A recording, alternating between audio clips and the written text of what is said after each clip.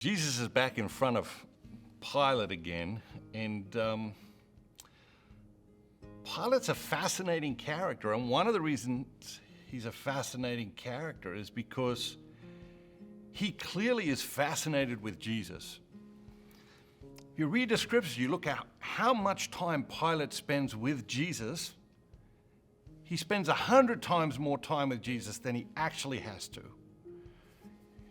The reality is that I don't think any of us think that the outcome that Pilate selected for Jesus wasn't the outcome he intended before he even met Jesus. And so the outcome didn't change. Even though he had all these interactions with Jesus, Pilate did probably exactly what he had decided to do even before he met Jesus. But he was fascinated with Jesus. He was curious about Jesus. Jesus perplexed him. Jesus confused him. And probably for a lot of reasons, probably from a lot of different perspectives. I think just from a human perspective, Jesus was a fascinating human being.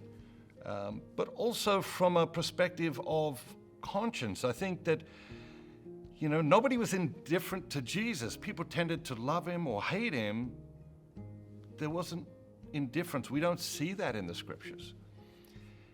And so I think that Pilate knew what he wanted to do, knew what he was going to do, but deep down he didn't feel good about that.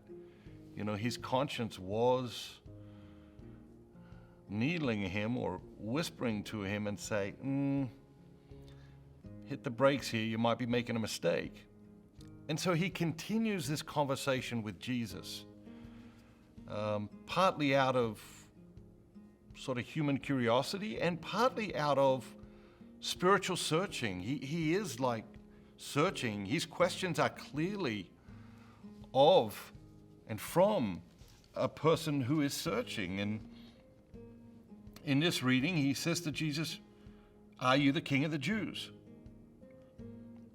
The dialogue goes on and back and forth, and then Jesus says, "My kingship is not of this world."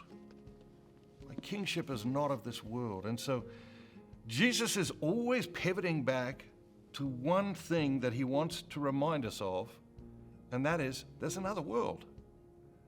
Okay? In almost every parable, he pivots back to say, hey, this isn't the only life. There is life after death. This isn't the only world. There is another world. He says, my kingship is not of this world. If my kingship were of this world, my servants would fight so that I would not be handed over to the Jews. But my kingship is not of this world. What else is he telling us? He's telling us, what is he telling Pilate? He's saying to Pilate, listen, my kingship is infinitely greater than your kingship. And the kingship of the next world is infinitely greater than the kingship of this world. And again, Pilate is perplexed with that. He doesn't know what to do with that. So he says to Jesus, so you are a king. And his question clearly states, all right, I'm confused. So then Jesus goes on to say, for this I was born, and for this I have come into the world, to bear witness to the truth. Everyone who is of the truth hears my voice. It's one sentence, right? But there's so much there. What is it? Firstly, purpose. Purpose, purpose, purpose. Jesus is never confused about his purpose.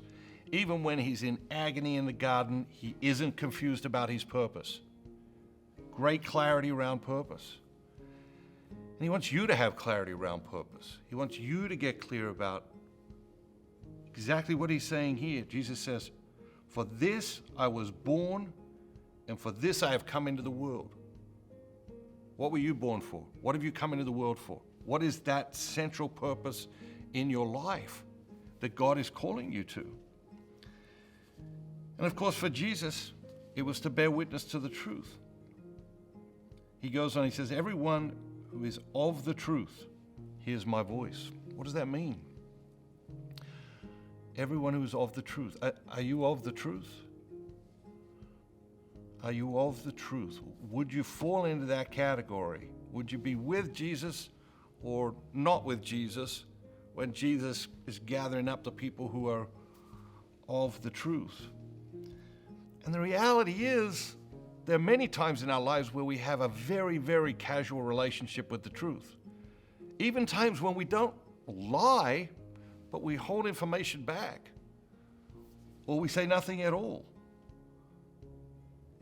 Everyone who is of the truth.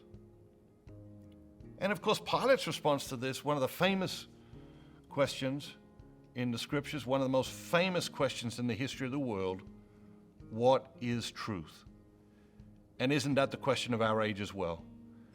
You know, in a culture that is absolutely drowning in relativism, isn't that the question? What is truth? It's like so many things, right? You know it when you see it, and you know it when you're in it, and you know it when you're wandering from it, and you know it when you're completely straying from it, or you're turning your back on it, or you're betraying it. So here's the challenge. 24 hours, just 24 hours. Examine your relationship with truth. How truthful are you?